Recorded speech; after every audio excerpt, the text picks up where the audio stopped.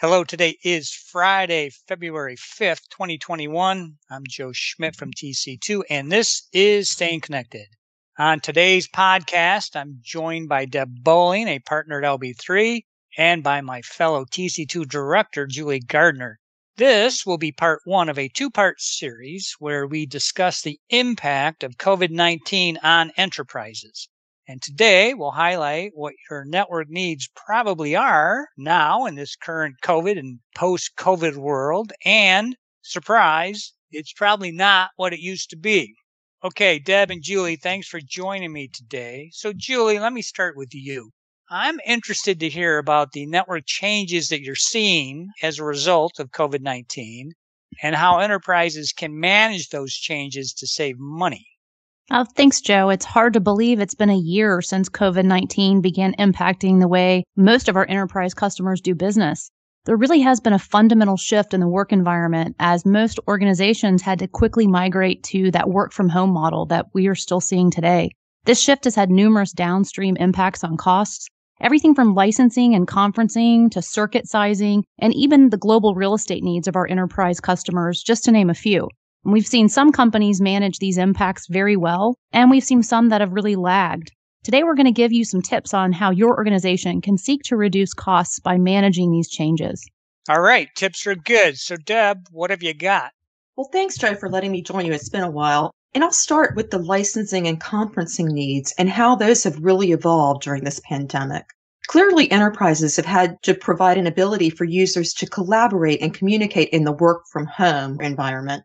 Of course, initially that meant making sure users had the ability to make and receive calls from home. We saw large spikes in licensing and usage for WebEx and Zoom. Clients that were utilizing either a named host or an active host model saw an increase in the number of licenses that they needed. The number of call attendees also soared, meaning that overage charges occurred in many cases. Many of our clients didn't realize that a WebEx call has a participant limit based on the license type. This can generate overage charges every time a call exceeds the max capacity based on the license. That's exactly right, Deb. And spotting those overage charges isn't always easy when you're looking at your bill. You really have to understand how your bill presents to identify them. If you're getting hit with those excessive overage charges, you can lock down the call capacity so that participants over the limit can't join. Or you can upgrade your licenses to accommodate the increase in the call capacity needs that you're seeing these days. But you definitely need to understand the volume of calls, your average participants per call, and which hosts are driving the overages. You really need to compare this to your license type so you know how many people you're currently contemplating on a per call basis. Overage charges may not seem like they would be that material, but in reality, the overage charge per participant costs more than the monthly WebEx license in most cases. And for some of our clients, overages were running in the hundreds of thousands of dollars a month. And just like those overage charges, the conferencing needs have really increased. So you're likely seeing a spike in your conferencing of all flavors, from that basic unattended conferencing call all the way up to those event conferencing calls, which have your operators and moderators. Because this may be new or a much bigger expense for your organization, it's really a good idea to review your usage trends and identify your most expensive calling types and countries. You should benchmark those and seek to reduce those costs with your service provider, especially as the work from home model continues into this next year. I think it's pretty easy to see how work from home would have really impacted those service costs. But what about on the data side? Well, Joe, on the data side, circuit utilization has really changed, whether it's an MPLS circuit, an internet circuit, or an SD-WAN circuit. For some companies, usage has gone down dramatically. For others, it may have increased. As an enterprise, you should be keeping up on how COVID has impacted your utilization at the circuit level and whether your contracts will allow you to do something about those charges. Practically, this means you need to understand what minimum commitments are.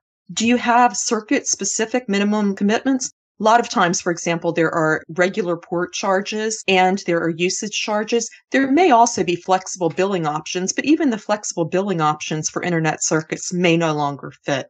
The question is, can you adjust the port size or the minimum speed of the flexible option without incurring any liability?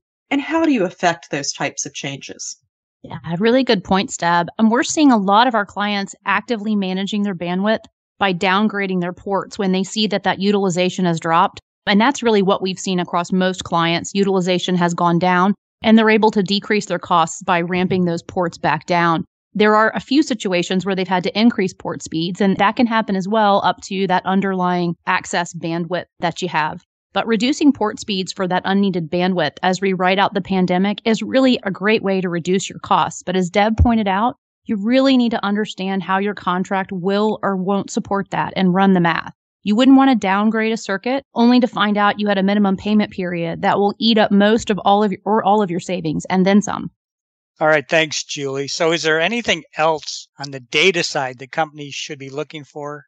With the changes in bandwidth requirements that Julie mentioned, you may suddenly find yourself needing speeds that your current contract didn't really contemplate when you did it.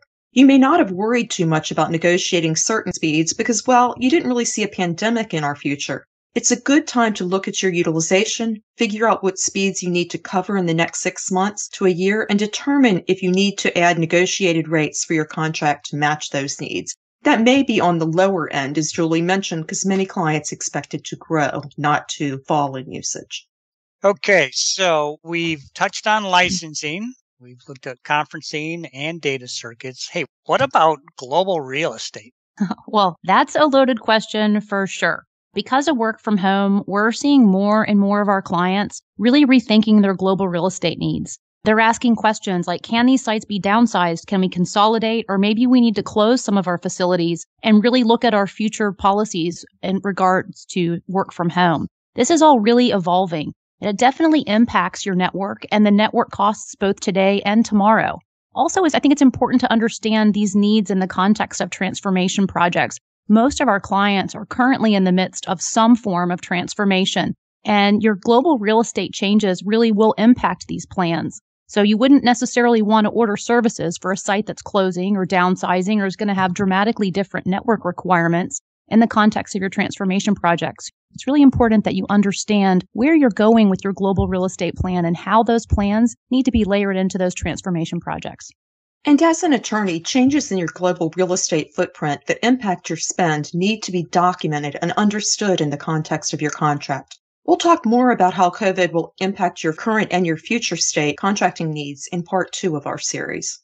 Okay, thanks, Deb, and thank you as well, Julie. I'm really looking forward to us recording part 2 to talk about those contracting needs. But in the meantime, if you do have questions about what we've covered here today, you can contact Deb, Julie, me, or any of our LB3 and TC2 colleagues by giving us a call or dropping us an email. If you want to stay current, you can always subscribe to Staying Connected because it is available on many platforms like Google Play, Apple, and Spotify. And we also encourage you to check out our websites at TC2 and LB3 and to follow us on LinkedIn.